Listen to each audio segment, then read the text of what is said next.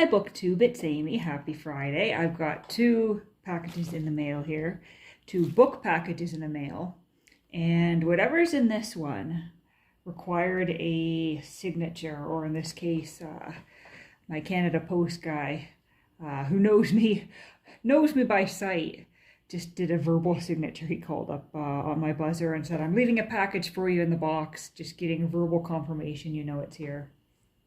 And so let's open this up and see what we've got.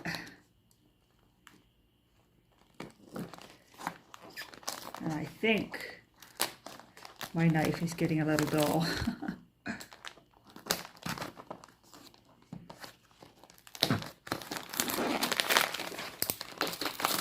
Okay, let's just go with the tear method.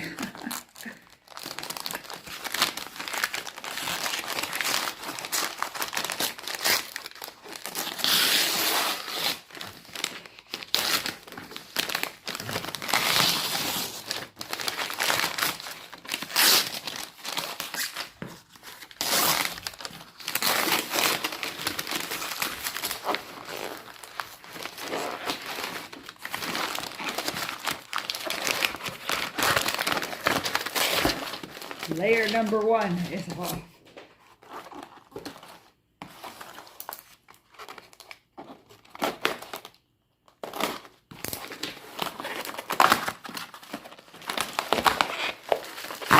Layer number two.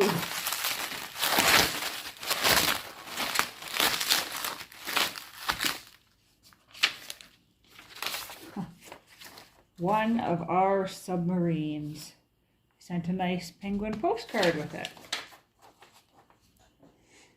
We've got a note here. So this is from Carol Krisick Books.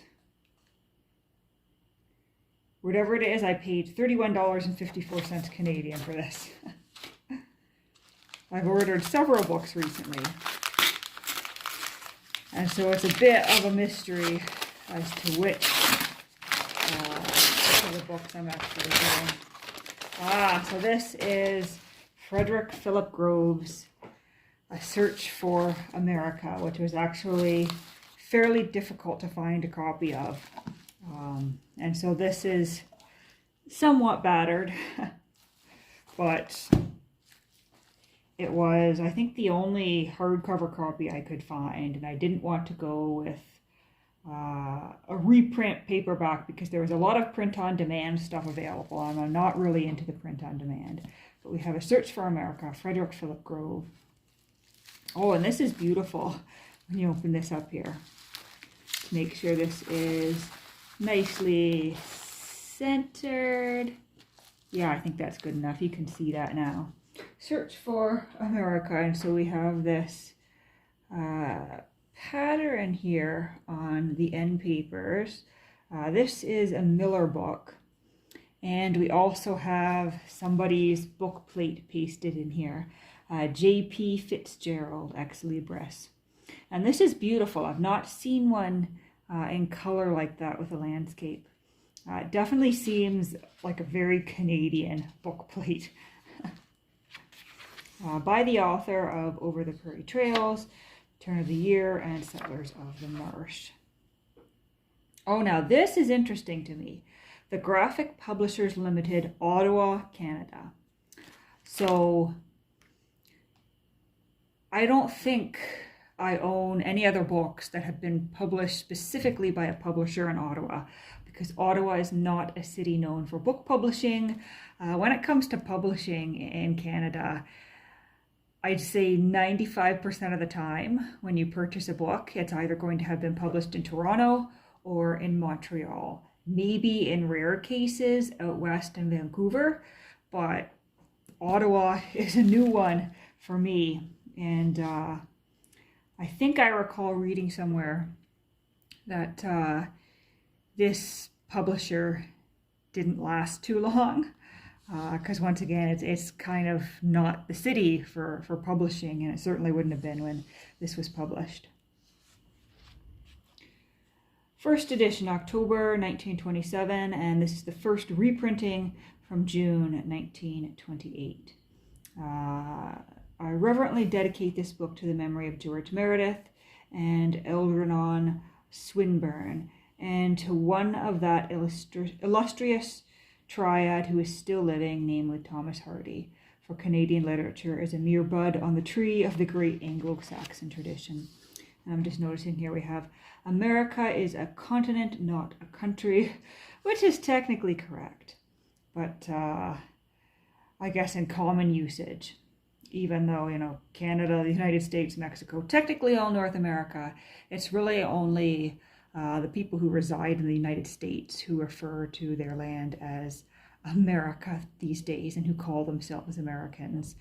In fact, I'd say most Canadians would be quite offended if you called them an American. But in previous usage, and I think from perspectives elsewhere in the world, people do see anyone who lives on the continent of North or South America as American technically, but that's a whole other kettle of fish here that I won't get into. Author's note. This book, during the last 32 years, has been written and rewritten 8 times, becoming a little shorter every time, that at last I picked up the courage to release it for publication as it stands, with all the anachronisms which are an unavoidable consequence of such a method of composition. Is due entirely to the encouragement of 2 of my friends who have known the manuscript for a number of years, namely ALP and WK, both of Wesley College, Winnipeg, Rapid City, Manitoba, December 1926. Reading sideways and slightly upside down here. We have a table of contents. The descent, the relapse, the depths, the level. Now we have a quote by Robert Louis Stevenson here. As long as you keep in the upper regions with all the world bowing to you as you go, social arrangements have a very handsome air, but once get under the wheels and you will wish society were at the devil. I will give most respectable men a fortnight of such a life, and then I will offer them 2 pence for what remains of their morality. Printed in the Dominion of Canada, all rights reserved. And this is quite a beautiful printing. And this header here, that is very unusual. I like it. I may need to do a little bit more research into, what was the name of the printer here? The Graphic Publishers Limited, based in Ottawa, Canada.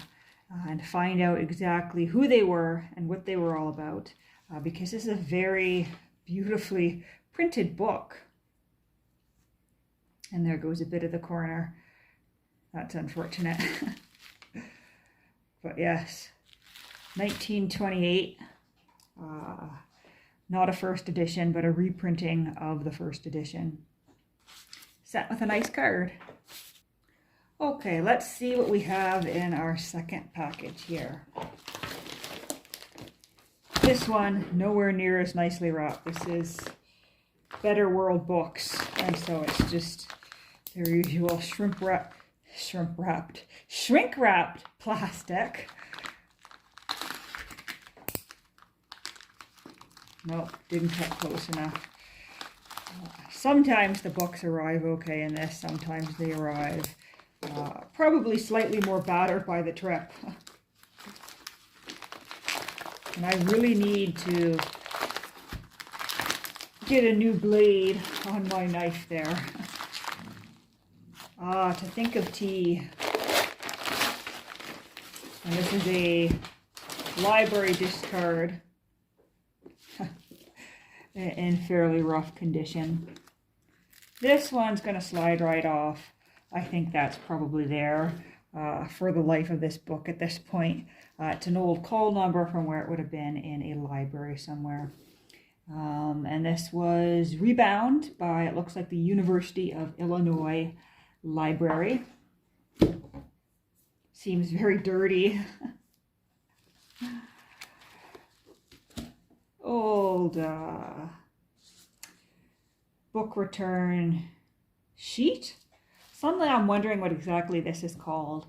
I'm old enough that my hometown library still did the book cards when I was a young child, but I think by the time I was 6 or 7, they had switched things out for an electronic and barcode scanning system, and I think my hometown library was late to the party even then, because that would have been 2002, 2003 by the time that happened. But definitely an old library discard. Yep, quite old. First taken out in 1944 and last taken out in 1996. At least according to this. It could have been discarded in 96 or thereafter, or perhaps 96 is when the University of Illinois Library switched over to a barcode system. To think of tea. Oh, that's a nice little stamp there. So this is Agnes Rupplier again. I got one of her other books, her collections of essays, in the mail last week. I have not dug into that yet, but I did order 2 of her books at once. The other one that I ordered is, goodness, what was it called? Happy Half Century. The other one is called A Happy Half Century, and this is To Think of Tea. So we've got Riverside Press, Cambridge, Houghton Mifflin Company, Boston and New York. 1932.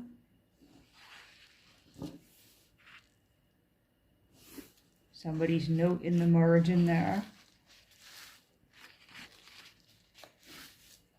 To Think of Tea, on the Coming of Tea to England.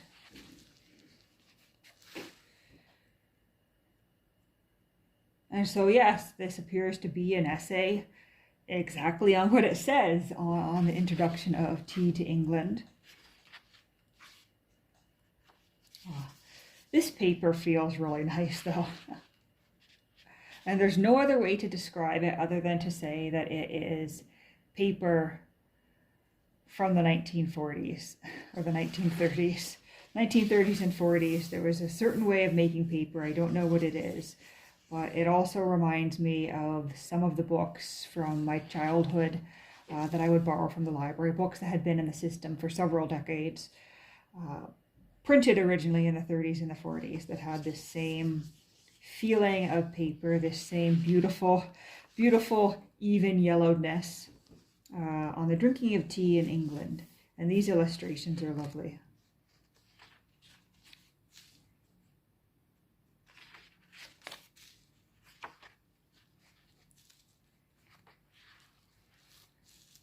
On the banishing of tea from the English colonies of America being a digression. And I'm a tea lover. I drink multiple cups of tea a day. I have a cupboard stuffed full of tea. So this is right up my alley.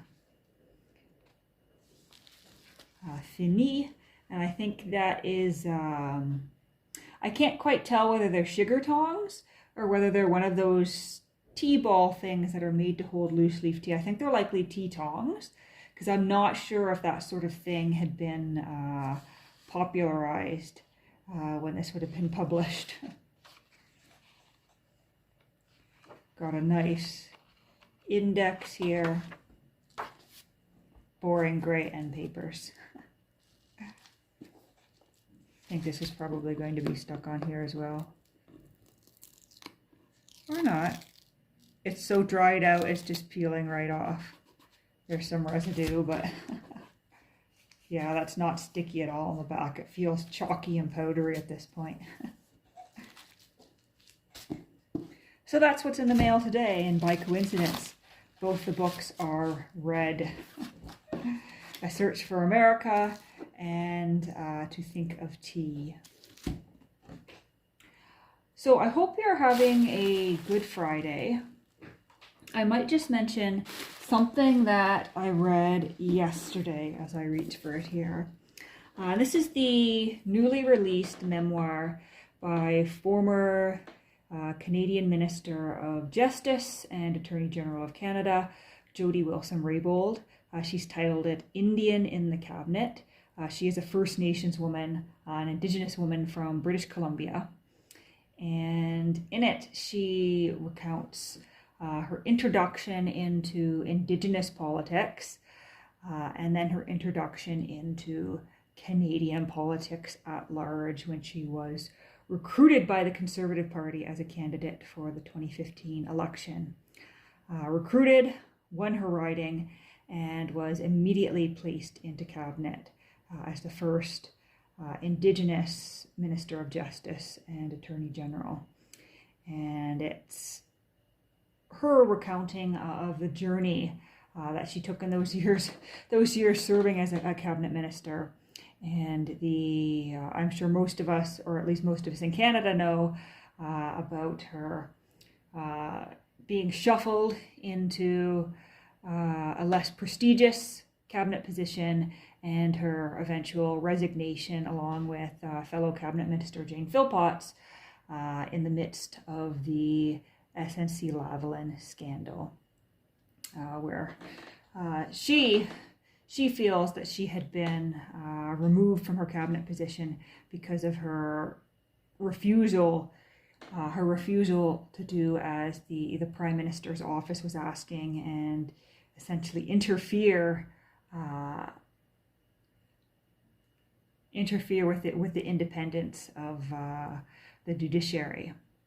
And she refused to do that based on principle, ended up being shifted out, and a smear campaign was started against her, saying, she was difficult to work with, she wasn't very good at her job. And she responded to that, with press releases of her own saying, this is all the things that I did while I was Minister of Justice and Attorney General. Like, I've got a great track record. And she talks about just how difficult it was to work within the system, and some of the odd rules that were going on about how she wasn't allowed to, or she was discouraged and chastised for meeting privately with other cabinet ministers without advisors from the Prime Minister's office there. How she tried to push to fulfill what was in her mandate, what was in the mandate letter from the Prime Minister, and to improve the justice system, and to pass, policy and legislation, and how she had to fight every step of the way just to have the people that she wanted around her, just to be able to do what she wanted, just to be able to get the Prime Minister's ear, and how this all culminated in her being incredibly disenchanted and disappointed with the Canadian political system, and feeling that she'd been sort of taken for a fool, that she'd been naive going in, and how she'd lost all trust in the Prime Minister, and what she plans to do next. How she ran as an independent after being kicked out of the Liberal caucus, sort of the media frenzy that surrounded that, the House of Commons investigation into SNC-Lavalin, the criminal investigation that began. And where she had left things here was in early 2021, before the most recent election. She had left things where she was still an independent MP, and she was talking about sort of what she saw in her future. And I think one of the most interesting things she had to say here was about some of the response she got when she lost her cabinet position as Minister of Justice after 3 years. And that smear campaign about how she was incompetent and difficult to work with and didn't get along with people. And when she sort of went against the norm and decided to speak out about what had happened, how a lot of commentators sort of said, okay, like what's her next move? What's her game plan? Like, she's got to have an ulterior motive for doing this. And she sort of responds here by saying, there was no ulterior motive, there was no master plan. Why is it so difficult for some people to understand that some people just do the right thing out of principle without any thought for their own personal gain. Because there was certainly no personal gain that was going to come from her openly opposing the prime minister and openly opposing her own party. I mean, it got her kicked out of caucus.